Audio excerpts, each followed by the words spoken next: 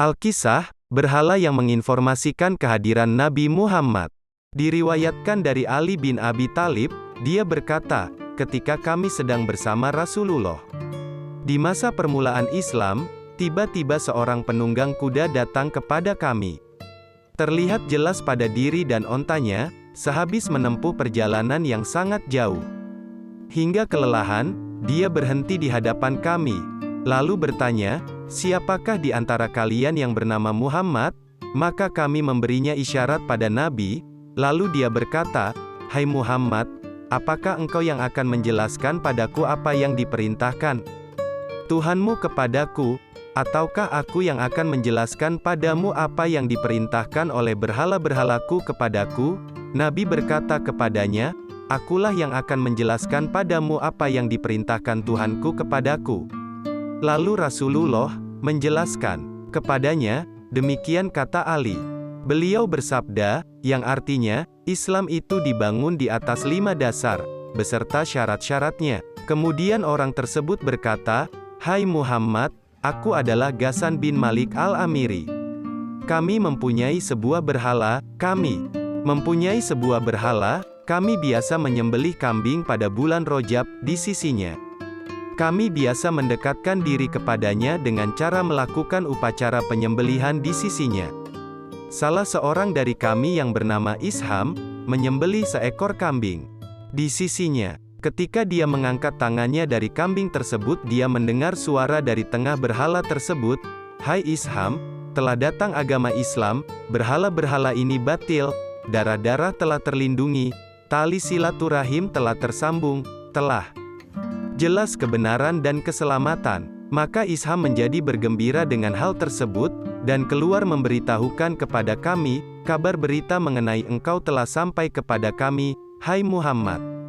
Ali bin Abi Thalib berkata bahwa orang yang pertama kali masuk Islam setelah turunnya wahyu adalah Khadijah. Kemudian Abu Bakar, Ali bin Ali Thalib, Zaid bin Harits, Qomariyah seorang wanita jariyah budak, Hamzah, Utsman, Zubair, Abu Ubaidah bin Jarrah, Talha, dan Zubair, mereka semua masuk Islam dan merahasiakan keislamannya dari orang-orang kafir. Kemudian malaikat Jibril turun kepada Muhammad dan berkata, hai Muhammad, Allah membacakan salam kepadamu dan memerintahkan kepadamu agar mengajak manusia kepada Islam. Kemudian Nabi bangkit, lalu naik ke atas gunung Abu Qubais. Dengan suara yang lantang dan keras beliau berseru, wahai manusia, katakanlah, la ilaha illallah Muhammadur Rasulullah. Tidak ada Tuhan selain Allah. Muhammad adalah utusan Allah. Ketika orang-orang mendengar seruan beliau, maka orang-orang kafir berkumpul di Darun Nadwah, mereka bermusyawarah mengenai persoalan yang terjadi dan mereka hadapi. Mereka berkata, Muhammad telah menghina Tuhan-Tuhan kita. Dia mengajak kita pada Tuhan yang tidak kita kenal. Lalu bagaimana sikap dan reaksi kita? Muhammad berkata kepada kita, jangan sembah Tuhan-Tuhan kalian. Pada saat itu yang populer berjumlah 360 berhala, tetapi sembahlah Allah Dia mengajak kita pada Tuhan yang tidak kita kenal. Lalu bagaimana sikap dan reaksi kita? Muhammad berkata kepada kita, jangan sembah Tuhan-Tuhan kalian. Pada saat itu yang populer berjumlah 360 berhala, tetapi sembahlah Allah, Tuhan yang Maha Esa. Di antara mereka terdapat Syaibah bin Rabi'ah, Walid bin Harits, Safwan bin Umayyah, Ka'ab bin Ashraf, Aswad bin Abdi Yakhuts, Sakar bin Harits dan Kinanah bin Rabi. Mereka adalah orang-orang kafir Makkah dan tokoh-tokohnya. Mereka berkata, Muhammad mengajak kita untuk menyembah Tuhan yang tidak kita kenal. Mengapa dia menghina Tuhan-Tuhan kita? Salah seorang dari mereka berdiri dan berkata, dalam hal tersebut, Muhammad menginginkan harta, tetapi tidak menolehkan muka. Tidak tertarik pada pendapat itu. Mereka menyatakan bahwa Muhammad adalah tukang sihir dan pembohong. Kemudian mereka berkata pada Al-Walid, bagaimana pendapatmu? Walid menjawab, aku tidak memiliki komentar apapun dalam masalah ini.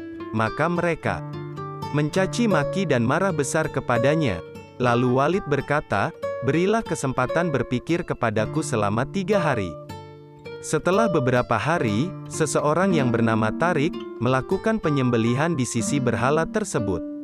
Ketika dia mengangkat tangannya dari kambing sembelihannya, dia mendengar suara dari arah berhala, sebagai berikut, "Wahai Tarik, telah diutus seorang nabi yang benar. Dia datang membawa wahyu dari Tuhan yang Maha Mulia lagi Maha Pencipta."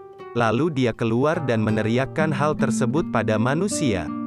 "Maka kabar berita mengenai engkau semakin kuat dan tersebar, ya Rasulullah. Kami berada di antara tidak membenarkan dan membenarkan kabar berita tersebut. 3 hari setelah kejadian tersebut, aku sendiri melakukan upacara penyembelihan dengan menyembelih seekor kambing di sisi berhala itu. Ketika aku mengangkat tanganku melakukan upacara ritual pada berhala, aku mendengar suara yang keras dari tengah-tengah berhala tersebut. Dengan fasih berhala tersebut berkata, 'Hai Ghassan bin Malik al-Amiri, telah datang kebenaran yang dibawa seorang nabi dari Bani Hashim di Tuhamah. Bagi para penolongnya akan mendapatkan keselamatan, sedang bagi orang-orang yang menghinanya akan menyesal.' Dia memberi petunjuk dan berdakwah sampai hari kiamat. Kemudian berhala tersebut melayang dari tanah dan menjatuhkan wajahnya. Setelah mendengar cerita orang itu, Rasulullah bertakbir, demikian kata Ali. Para sahabat pun lalu ikut bertakbir bersama beliau. Ghassan berkata, 'Aku telah menggubah 3 bait syair.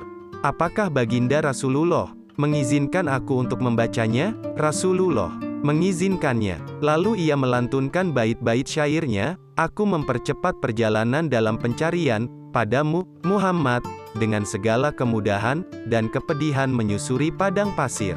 Tak ada kemenangan selain kemenangan yang hakiki bersama. Sebaik-baik manusia, aku mengikatkan taliku dengan taliku secara kokoh.